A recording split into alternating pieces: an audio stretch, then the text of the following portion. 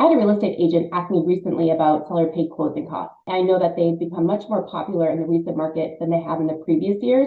And it reminded me of a conversation we had of the good, bad, and ugly. And I just love how you explained it to me. Can you give us an overview of the pros and cons again? There's really kind of a good, bad, and ugly when it comes to seller paid closing costs. So let's start with the good. For many buyers, there's a benefit to negotiating a transaction where the seller is paying money towards their closing costs. This is especially needed if that's the only way you can buy a home. What would you tell a buyer about the bad things when it comes to asking for seller paid closing costs? The bad really comes down to the fact that buyers oftentimes misunderstand what seller paid closing costs are. The basic assumption is that the seller's paying your closing costs. That's what it's called.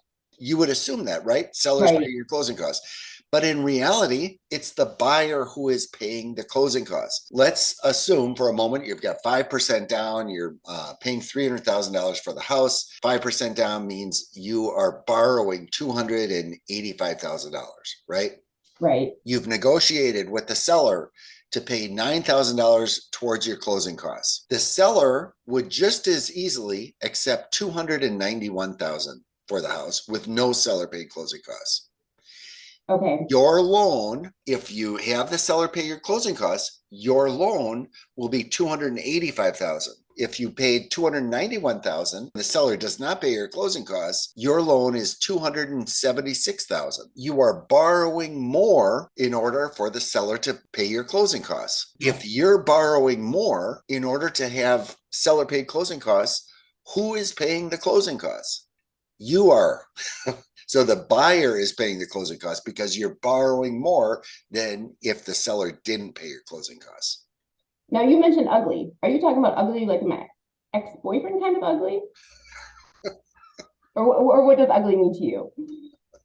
The reality is that seller paid closing costs have not been common over the past several years. Reason why is not immediately obvious, but it's really important as a buyer that you understand why not. Sellers have been commonly getting between 5 and 20 offers on a property. Let's go back to this $300,000 offer with seller paying $9,000 towards your closing costs. Let's assume for the moment that you've made this offer, $300,000, seller is paying $9,000 towards your closing costs. So the seller's getting $291,000. The seller has 10 other offers. A couple of them are $291,000 with no seller paid closing costs. The seller gets the same amount of money either way, right? Right. The seller will take the other offer all day long. They'll take the one $291,000 with no seller paid closing costs.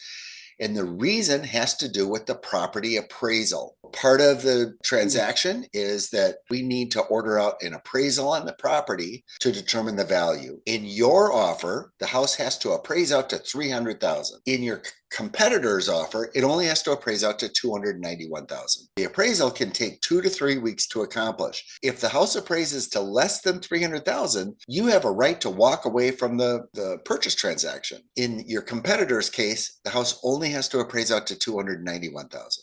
So it's a much lower hurdle at the $291,000 than with seller paid closing costs. That's the ugly. The reality is that there's maybe a little period of time during the winter of 2022 and 2023 where buyers still may be able to negotiate seller paid closing costs. But the ugly truth of it is that once the buyers come rushing back into the market with these interest rates coming down now again, the ability to get seller paid closing costs are really difficult, just the way it was difficult over the past couple of years. In a future video, we're going to talk about an alternative to seller paid closing costs. So I want to make sure that you see that, and it has to do with something called entry cost assistance. Be sure that you subscribe, comment, like this video, and then click that little bell so you make sure you see that.